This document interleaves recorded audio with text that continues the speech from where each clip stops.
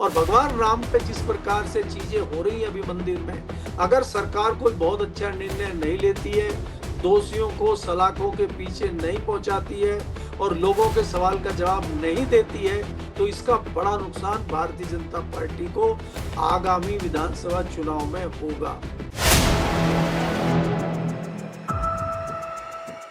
नमस्कार दोस्तों, कैसे हैं आप लोग। उम्मीद है आप सभी अच्छे होंगे। अयोध्या में हलचल तेज है। वकीलों ने मोर्चा खोल दिया है और कहा है चंपत राय, गोपाल राव, अनिल मिश्रा 3 दिन के अंदर अयोध्या छोड़कर चले जाएं, इनको जेल में होना चाहिए। ये तक बातें वकीलों की तरफ से कही गई हैं और कहा गया है कि जो चंदा चोर हैं, जो लोग पकड़े गए हैं, इसमें उनका केस कोई वकील नहीं लड़ेगा और अगर लड़ेगा तो फिर 5 लाख रुपए का जुर्माना भी तैयार कर ले। यानी कि सीधे तौर पर खुली चुनौती दे दी गई है चंदा चोरों को। लेकिन सरकार क्या कर रही है, पुलिस क्या कर रही है? पुलिस तो कह रही है भाई हम रिमांड ही नहीं मांगेंगे। अब उनको जेल भेज दिया गया है रिमांड नहीं मांगने पर। इसके अलावा सुप्रीम कोर्ट कह रहा है कौन सा पहाड़ टूट जाएगा, सीबीआई जांच की आप मांग लेकर आए हैं तो हम अभी सुनवाई नहीं करेंगे, जुलाई में करेंगे सुनवाई। तो क्या चल रहा है? जो राम भक्त हैं वो आस लगाए बैठे हैं कि भाई 15 दिनों में पूरी रिपोर्ट आ जाएगी, सजा हो जाएगी। योगी जी 15 दिन तो हो गए हैं, अब तक ना कोई ऐसी रिपोर्ट आई है, ना ही कोई ऐसी कार्रवाई हुई है। जो छोटी मछलियां थी उनको आपने पकड़ लिया है और जो बड़े मगरमच्छ हैं वो बचते हुए नजर आ रहे हैं। तो फिर क्या हो क्या रहा है, करेंगे बात। केपी मलिक जी बृहस्पतिवार हमारे साथ जुड़े। सर बहुत बहुत स्वागत है आपका। बहुत बहुत धन्यवाद हिमांशु जी, आपका भी और हमारे दर्शकों का भी बहुत बहुत धन्यवाद, आभार। सर 15 दिन तो हो गए हैं। योगी जी कह रहे थे कि 500 साल इंतजार किया, 15 दिन और नहीं कर सकते हो क्या? दूध का दूध और पानी का पानी हो जाएगा। अब कितना दूध का दूध और पानी का पानी हुआ है कि अयोध्या के वकील ही कह रहे हैं कि चंपत राय, अनिल मिश्रा और गोपाल राव 3 दिन के अंदर छोड़कर चले जाए अयोध्या, वापस नहीं आने की जरूरत है। और अगर कोई केस इन चंदा चोरों जो 8 पकड़े गए उनका लड़ेगा तो 5 लाख रुपए का जुर्माना उससे वसूलेंगे, ऊपर से एसोसिएशन से बाहर कर देंगे। तो अब वकीलों ने मोर्चा संभाल लिया है। देखिए हिमांशु जी, आपको ये बात देखनी होगी कि अल्टीमेटली लोगों को ही आगे आना पड़ा, विद्वान लोगों को आगे आना पड़ा, जानकार लोगों को आगे आना पड़ा, विशेषज्ञ को आगे आना पड़ा। वकील हैं, पढ़े लिखे लोग हैं, विद्वान लोग हैं, चीजों को समझते हैं, कानून को समझते हैं। आप उनको ज्यादा दिन मूर्ख नहीं बना सकते। आप जनता को मूर्ख बना सकते हैं, अंधविश्वास उनको पढ़ा सकते हैं, उनको अंधभक्त आप बना सकते हैं। वकीलों को आप मूर्ख थोड़ी बना सकते हैं। भाई मोदी जी ने कहा था कि नोटबंदी हो रही है, मुझे 6 महीने दीजिए, मुझे ये दीजिए, लोगों को भटका रहे हैं।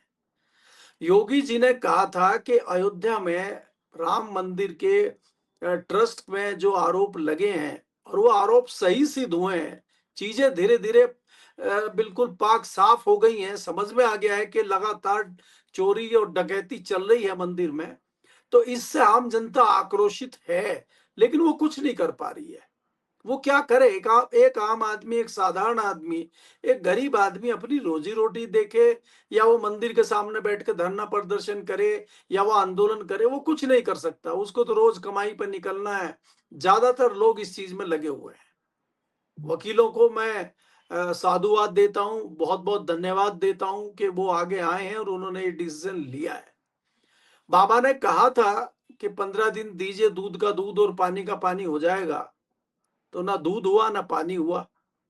और वहीं घूम रहे हैं, चंपत राय भी वहीं घूम रहे हैं और दूसरे तमाम लोग भी वहीं घूम रहे हैं। और आज तो इस तरह की खबरें आई हैं कि सुबह की आरती में राव साहब भी वहीं घूम रहे हैं मंदिर में, और जांच भी चल रही है। तो आप मुझे ये बताइए, जो मैं बार बार आपको कहता हूं कि मेरा मुंसिफ ही मेरा कातिल है, वही जांच कर रहे हैं, वही एफआईआर करवा रहे हैं, वही सारी चीजें कर रहे हैं, वही फैसला दे रहे हैं, वही इस्तीफे दे रहे हैं, अपने आप को इस्तीफा दे रहे हैं। आप ये देखिए, इनकी मति मारी गई है। अरे भाई, जब इस तरह के आरोप आपके ऊपर लगे हैं चंपत राय जी, आप 80+ हैं, दूसरे लोग इतने दिनों से हैं, और आपको खुद ये कहना चाहिए था कि हम इस संस्था से इस्तीफा तत्काल देते हैं। और जब तक सारा मामला साफ नहीं हो जाता, जब तक आरोप साबित नहीं हो जाते, आरोपी नहीं पकड़े जाते, तब तक हम परित्याग करेंगे इस पद का। क्यों नहीं कह पा रहे आप? क्या सर और ये दिक्कत है करते, आपके? ऐसा करते तो बहुत ज्यादा इज्जत कमा लेते। मतलब जो लोग उन पर शक कर रहे हैं वो भी उनको उसी मतलब अच्छी निगाह से देखते कि देखिए कम से कम इन्होंने लाल कृष्ण आडवाणी जो भारतीय जनता पार्टी में इस्तीफा उन्होंने दे दिया आरोप लगने पर, उस परिपाटी को कम से कम हर जगह फॉलो भी किया जा रहा है जो भी भारतीय जनता पार्टी से जुड़ा हुआ है या फिर असली राम भक्त है। लेकिन किया क्या, बैठे रहे और जो इस्तीफा दिया है इस्तीफा भी निकलकर सामने नहीं आया और कहा जा रहा बैठक होगी 11 तारीख को, तब देखेंगे विचार करेंगे कि इस्तीफा लेना है कि नहीं लेना है। वकील यहाँ मोर्चा खोल रहे हैं 3 दिन के अंदर छोड़ दो और वो दिल्ली चले भी गए, ये भी खबर आ रही है। नहीं देखिए, ये तो ऐसा है कि नूरा कुश्ती चल रही है। हम उसको जो है खुद ही बता दे रहे हैं कि भाई चंदा चोरी हुई है, वो नपेंद्र मिश्रा जी कह रहे हैं नहीं डकैती हुई है, ये कह रहे हैं नहीं वो कुछ नहीं हुआ है, वो तो टिन्नू चोरी करके ले गया है। अब आप ड्राइवरों को, सफाई कर्मियों को और वहां जो चौकीदार हैं उनको पकड़ के जो है जेल में डालेंगे और उनकी जांच करेंगे, तो ये तो समझ में आ गया लोगों को कि आप ये बेवकूफ बनाने का काम कर रहे हैं। जिम्मेदारी आपकी थी, जिम्मेदारी के पद पे आप बैठे हुए थे, आपके सामने सारी चीजें हो रही थी। भाई आप अभिषेक उपाध्याय ने अपने चैनल पे खुलासा किया है, जो पुराना अकाउंट का आदमी था उसने साफ कहा कि जब इस तरह की चोरी हो रही थी और मैंने इनको कहा, चंपत राय जी को कहा, अनिल मिश्रा को कहा, तो उनका तो कुछ नहीं हुआ जो चोरी कर रहे थे, उल्टा मुझे ही हटा दिया गया। तो वो हम्म। आदमी तो जिंदा है भाई, वो तो आपके सामने है। तो हम्म। आप आपने उल्टा उसी को हरा दिया, तो जाहिर है कि आप उस चोरी में शामिल हैं और आपकी जानकारी में सारी चीजें हो रही हैं। वो तो और पुरानी आज बात आप हो गई लोग सर। यहाँ पर एक वीडियो भी आया है जो बताया जा रहा है 5 जून का है। उसमें कहा जा रहा है कि चंपत राय को जानकारी थी कि लूट हुई है, डकैती हुई है, पैसा भी मिला था, रिकवर हुआ था, लेकिन चंपत राय उसके बाद वीडियो बनाकर कह रहे थे कुछ नहीं, ऐसे ऑडिट हो रहा है, जांच हो रही है, कुछ चोरी वोरी नहीं हुई है। मतलब आप जानकर भी अनजान बने हुए थे, आपने सीधे तौर पर झूठ बोला सब कुछ देखते हुए भी। तो क्या माना जाए, आपकी मंशा पर शक नहीं होगा क्या? नहीं देखिए हिमांशु, ये बात तो अब साफ हो गई है कि इसमें कोई दो राय नहीं है कि इनकी सबकी मिलीभगत है और वहां पे बड़े स्तर पे चोरी हो रही थी। लेकिन बात यह है कि चोरी होके ये पैसा जा कहाँ रहा था। अब चोरी करके चंपत राय जी अपने घर तो इतना पैसा ले जा नहीं रहे थे, हम्म। ये तो कहीं और जा रहा था पैसा। अगर पैसा कहीं और नहीं जा रहा था, हमें तो चंपत राय से भी ज्यादा हैरानी देश के प्रधानमंत्री और आरएसएस के प्रमुख मोहन भागवत जी से है ना। वो क्यों नहीं बोल रहे हैं? योगी जी ये तो कह रहे हैं कि 15 दिन में दूध का दूध पानी का पानी हो जाएगा, चोरी पे वो भी कुछ नहीं बोल रहे हैं। वो भी कह रहे हैं कि भाई चोरी हो कैसे गई, हम इस पे एक्शन लेंगे, हम कुछ करेंगे, इस प्रकार से नहीं होना चाहिए। ये विनय कटियार अगर कह रहे हैं, बाकी लोग अगर कह रहे हैं, और कहीं ना कहीं उनके ऊपर भी, आप बताइए विनय कटियार को तत्काल प्रधानमंत्री जी का फोन कैसे आ गया और क्यों सुर बदल गए विनय कटियार के? प्रधानमंत्री जी जनता के लिए तो कोई स्टेटमेंट दे नहीं रहे, मन की बात तो एक तरफा कर रहे हैं, वो मंदिर पे कोई स्टेटमेंट नहीं दे रहे हैं, तो इसके क्या मायने हैं? मंदिर लोगों की आस्था का विषय है और लोगों का बहुत इससे जो है मतलब दिल दुख रहा है इस घटना से। और लोगों को ये लग रहा है, लोग अपने आप को ठगे हुए महसूस कर रहे हैं। जिनकी एक आस्था थी भगवान में, राम में, अयोध्या में, अयोध्या मंदिर में, और बहुत सारे लोगों ने जिन्होंने अपना कीमती धन वहां दिया था, कीमती पैसा वहां दिया था, कीमती समय वहां दिया था, हर एक व्यक्ति ने वहां पे वो जो हवन हो रहा था उसमें आहुति देने का काम किया था, चाहे वो किसी भी रूप में दिया हो। भाई कार सेवा जो लोग करने गए थे, तो वो कार सेवा इसीलिए करने लोग गए थे ना कि हमारा सहयोग मंदिर में हो। तो इसलिए वो लोग आज अपने आप को ठगा हुआ महसूस कर रहे हैं। वो परिवार कैसा महसूस कर रहे होंगे, कुठारी बंधु कलकत्ते वाले जिनके 2 जवान बच्चे उसमें शहीद हो गए थे, वो लोग कैसा महसूस कर रहे होंगे कि जिन्होंने अपनी जमीनें बेच के मंदिर में दान दे दी। वो लोग कैसा महसूस कर रहे होंगे जिन्होंने बढ़ चढ़ के चंदा उसमें दिया। भाई सिंधी समाज ने 200 ईंटें दी, 2 क्विंटल चांदी दी और धन संपत्ति दी, तो वो तो उन्होंने पूरे समाज ने मिलकर दी है, बड़े स्केल पे दी है। इसलिए उन्होंने सारी चीजें संभाल के रखी है, अपना बिल संभाल के रखा हुआ है, अपनी डिटेल संभाल के रखी हुई है, कहाँ से किसने, उन्होंने तो एक एक चीज का हिसाब दे दिया। उन्होंने तो यहाँ ट्रांसपोर्ट तक का हिसाब दे दिया, भाई ट्रांसपोर्ट कहाँ से आया, कहाँ गया, हमने उसको किस मोड में पेमेंट किया। ये तो उन्हीं को चैलेंज कर रहे थे। कई इनके जो मूर्ख प्रवक्ता हैं, जो इनके मूर्ख अभी भी कुछ अंधभक्त हैं, जो सफाई दे रहे हैं इस पे भी, वो कह रहे थे इनके पास इतनी चांदी कहाँ से आ गई? ये इतनी चांदी कैसे ले आए अयोध्या मुंबई से? इन्हीं के ऊपर सवाल खड़े कर दे रहे थे। यहाँ तो ये हम्म। चल रहा है कि अगर कोई सवाल पूछ रहा है तो उसी के पीछे पड़ जाओ। और उन्होंने कहा कि भाई हमारे पास तो सारे बिल हैं, आप जो बिल बोलोगे हम प्रस्तुत कर देंगे। अब इनकी नानी मर गई है। तो इसलिए ये बेशर्म वाले लोग हैं, इनको फर्क पड़ने वाला नहीं है। जो वकीलों ने निर्णय लिया है, वकीलों ने कहा है कि भाई आप 3 दिन के लिए जो है अयोध्या छोड़ें, और जो वकील इनका केस लड़ेगा उसका बाकायदा बाईकाट होगा। ये बहुत अच्छा निर्णय वकीलों ने लिया है। और मुझे आशा है कि जिस प्रकार वकीलों ने ये शुरू किया है मामला, ये मामला बढ़ेगा और इसमें दूसरे तबके के लोग भी आएंगे, चाहे वो टीचर हों, चाहे वो पत्रकार हों, चाहे वो दूसरे बुद्धिजीवी लोग हों, चाहे साहित्यकार हों, वो भी इसमें आएंगे। भले ही वो सड़कों पे ना उतरे, लेकिन विरोध अपना जाहिर करेंगे कहीं न कहीं। और मंदिर में ये, अगर मंदिर के मुद्दे पे भी हम लोग आगे नहीं आते, देखिए बहुत सारे चीज़ों में राजनीति होती है, बहुत सारी चीज़ों में सियासी मामले चलते हैं। हमें कोई लेना-देना नहीं, ना हमें कांग्रेस से लेना-देना, ना हमें समाजवादी पार्टी से लेना-देना, ना हमें भारतीय जनता पार्टी से लेना-देना। लेकिन देश के लिए, प्रदेश के लिए या किसी चीज़ के लिए अगर कोई सवाल कहीं करना होगा, तो हम सवाल इसी तरह पूछेंगे। सख्त सवाल पूछेंगे, कड़े सवाल पूछेंगे और सरकार से जानना चाहेंगे कि वो क्या कर रही है। इसमें कोई दो राय नहीं है कि आज भारतीय जनता पार्टी की सरकार जो है बैकफुट पे है और सरकार अपने आप को घिरा हुआ महसूस कर रही है। और इसका नुकसान आप देखेंगे 2027 में भारतीय जनता पार्टी को उत्तर प्रदेश के इलेक्शनों में होगा। इसी तरह से आपने जिस प्रकार से देखा था कि अयोध्या में अगर भारतीय जनता पार्टी लोकसभा में हारती है, तो इसका सीधा-सीधा कारण है कि ये चीजें वहां पे पहले से चल रही थी और जो स्थानीय लोग हैं, वो इस चीज को महसूस कर रहे थे कि यहाँ गड़बड़ियां चल रही हैं, और इसलिए उनका मोहभंग हो गया और उन्होंने विरोध में वोट डाल के भारतीय जनता पार्टी को अयोध्या से बाहर करने का काम किया।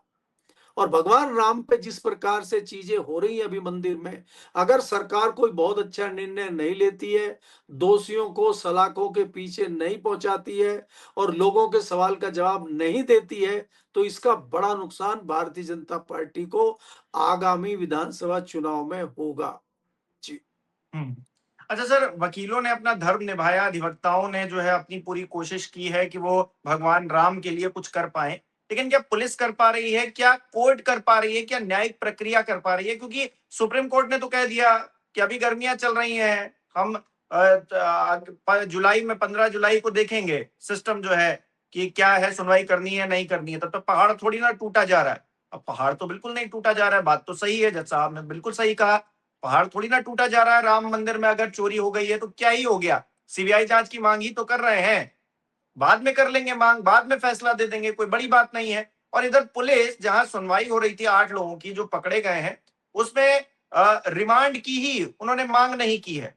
मतलब पुलिस को लग रहा है जैसे सारी जांच पड़ताल हो गई है, उनको अब कुछ आरोपियों से पूछना उछना नहीं है, रिमांड की ही मांग नहीं की, तो न्यायिक हिरासत में जेल भेज दिया गया है। सभी 8 जो आरोपी हैं वो बड़े परमात्मा किस्म के हैं, उनको जेल भेज दिया गया, पुलिस को कुछ नहीं उनसे पूछताछ करनी है लगता है। तो ये न्यायिक प्रक्रिया जिस तरह से चल रही है सर, इसको लेकर क्या कहेंगे? देखिए हिमांशु, अगर आप देखें, पुलिस सरकार की कठपुतली होती है। जैसे सरकार चाहेगी, पुलिस उसी प्रकार से आचरण करेगी, उसी प्रकार से वो एक्टिंग करेगी। सत्ता बदल जाएगी, कल को दूसरे दल की सरकार आ जाएगी, तो पुलिस उनकी हो जाएगी। आपके सामने ताजा उदाहरण है वेस्ट बंगाल की सरकार का, वहां की पुलिस का। यही पुलिस वेस्ट बंगाल की, अगर कल कोई इनकम टैक्स की टीम जाती थी, ईडी की टीम जाती थी, तो स्थानीय सरकार के इशारे पे उनके सामने तन के खड़ी हो जाती थी। कई जगह तनातनी आपने देखी थी वेस्ट बंगाल पुलिस की और केंद्र की एजेंसियों की। आज वही पुलिस है, वही पलट गई है पुलिस, अधिकारी बदल गए हैं और पुलिस अब कठपुतली बनी हुई है, जो हाल की सरकार है। तो सरकार, ये जो पुलिस प्रशासन होता है, ये पूरे सरकार की कठपुतली होती है। ये मुझे कहने में कोई गुरेज नहीं है। और जो बाकी एजेंसियां हैं सेंटर में, आप देखते हैं उनको तो कोर्ट भी कह चुकी है बहुत पहले से कि ये जो है सरकार का तोता होती है, जैसे सरकार कहेगी ऐसा तोता बोलेगा। तो इसलिए इनके ऊपर हम कोई बहुत बड़ी टिप्पणी करें, इनका कोई आरोप प्रत्यारोप करें, इनकी गलती बताएं, मुझे नहीं लगता। कितना हास्यास्पद है कि जो हमारे गृह सचिव हैं उन्हीं को हम रिपोर्ट दे रहे हैं। भाई जो रिपोर्ट है एसआईटी की, हम उन्हीं को दे रहे हैं, वही जांच करवा रहे हैं, वही जांच अधिकारी हैं, और वो भी ट्रस्ट में है। भाई ट्रस्ट में भी तो है वो, और उन्हीं को वही जांच करा रहे हैं। तो इसीलिए तो मैं कह रहा हूं कि मेरा मुंशी भी मेरा कातिल है। जो डकैती में ट्रस्ट का नाम आ रहा है, उस डकैती के लोग ही एफआईआर कर रहे हैं, उस डकैती के लोग ही जांच कर रहे हैं, उस डकैती के दूसरे लोग हैं जो उनके पास जांच रिपोर्ट जा रही है। तो आपस में ही सब खिचड़ी बन रही है, तो बाहर का लोगों का तो कोई लेना देना है ही नहीं। और सुप्रीम कोर्ट का आचरण तो हम देख ही रहे हैं पिछले कुछ सालों से, किस प्रकार से सुप्रीम कोर्ट का आचरण है। कोई दूसरी याचिका आ जाएगी, वो रात को 12 बजे भी सुनेंगे। मंदिर की याचिका है, इसलिए हमारे पास टाइम नहीं है, और तुम्हें क्यों जल्दी पड़ी हुई है इसको सुनवाई करने की। चलने दीजिए जो चल रहा है, पहले वो सबूत वूत मिटा दें, सारी सेटिंग इधर हो जाए, सब कुछ निपट जाए, फिर हम देख लेंगे, सीबीआई को जांच दे देंगे। और सीबीआई कौन सी अलग है, सीबीआई भी इन्हीं के अंडर है ना भाई, तोता है सीबीआई भी इन्हीं का, तो वो कौन सा कोई नया काम कर देगी। तो इसलिए क्या है कि इसीलिए जनता विमुख है, इसीलिए वकीलों ने फैसला लिया है। वकीलों ने ये फैसला खुशी खुशी तो लिया नहीं है, कहीं ना कहीं वकील भी अपने आप को आहत महसूस कर रहे हैं, और ऐसा लग रहा है कि निरीह प्राणी की तरह जो है आज राम मंदिर हो गया है, कि इसका कोई जो है खैर खबर लेने वाला व्यक्ति नहीं है, और यहाँ डकैती खुलेआम चल रही है। किसी को तो आगे आना होगा। अब कौन आगे आएगा, किस प्रकार से लोग करेंगे, क्योंकि हर मुद्दे को डाइवर्ट कर देते हैं।